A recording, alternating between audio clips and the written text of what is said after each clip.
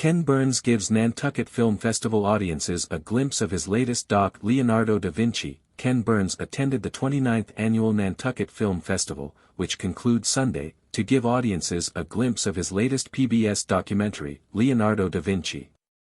The two-part, 4-hour doc, directed by Burns, his daughter Sarah Burns and his son-in-law David McMahon, explores the life and work of the 15th-century polymath.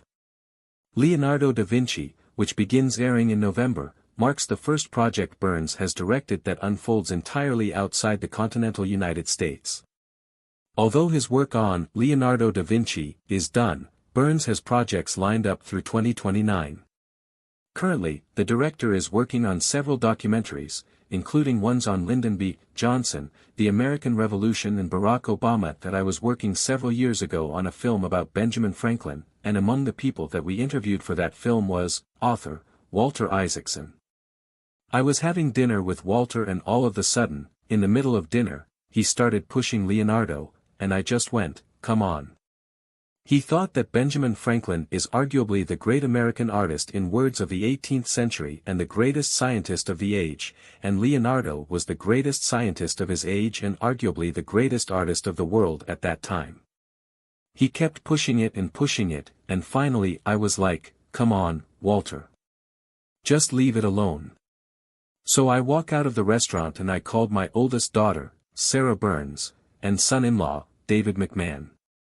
At the time, we were in the midst of working on a big, massive 4-part biography of Muhammad Ali, and I said, Walter is just pushing Leonardo on me, and they said, we will do Leonardo.